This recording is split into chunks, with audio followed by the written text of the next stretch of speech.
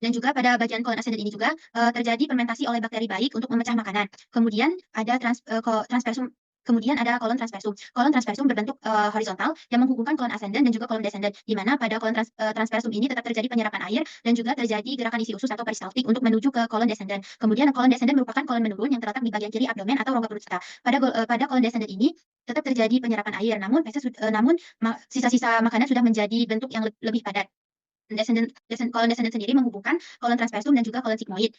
Nah, setelah memasuki kolon descendant, kemudian akan lanjut ke kolon sigmoid, di mana pada kolon sigmoid ini feses ditampung terlebih dahulu sebelum masuk ke dalam proses selanjutnya, yaitu rektum. Nah, sigmoid ini berbentuk seperti huruf S. Otot-otot pada sigmoid juga berkontribusi pada kontraksi feses untuk memasuki ke tahap proses pencernaan selanjutnya, yaitu di rektum.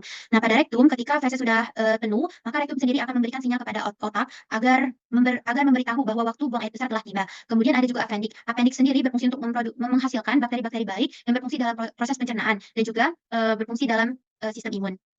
Organ yang kelima dan merupakan organ yang terakhir dari sistem ekskresi adalah ginjal. Ginjal sendiri berfungsi untuk filtrasi darah melalui nefron, kemudian reabsorpsi zat-zat yang masih dibutuhkan seperti glukosa dan juga asam amino, menyekresi zat-zat berbahaya dan juga berlebihan seperti hidrogen dan kalium dalam bentuk urin, serta menjaga keseimbangan cairan elektrolit karena di dalam ginjal sendiri diproduksi urin yang sesuai dengan kebutuhan tubuh kita. Nah, bagian ginjal yang pertama itu adalah arteri renalis, di mana arteri renalis berfungsi untuk mengalirkan darah dari aorta ke dalam ginjal. Kemudian ada vena renalis. Vena renalis sendiri berfungsi untuk mengalirkan darah keluar dari ginjal yang telah dilakukan filtrasi ke dalam pembuluh sistemik. Kemudian ada hilum.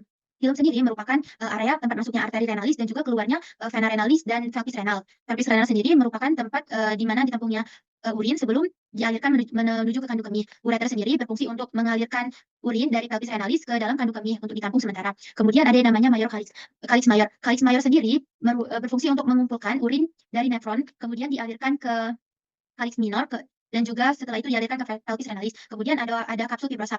Kapsul fibrosa sendiri berfungsi untuk melindungi ginjal dari cedera dan infeksi serta mempertahankan bentuk ginjal. Ada juga yang namanya kolum renal. Kolum renal ini terletak di antara piramida renal yang berfungsi untuk mendukung jaringan ginjal yang mengandung pembuluh darah dan juga nefron. Kemudian ada piramida renal.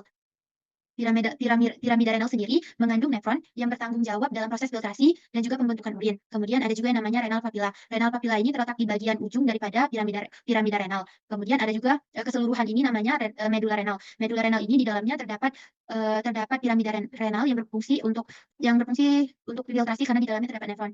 Kemudian ada renal cortex yang di mana di dalamnya terkandung glomerulus dan tubulus lainnya yang berperan penting juga dalam filtrasi pada ginjal.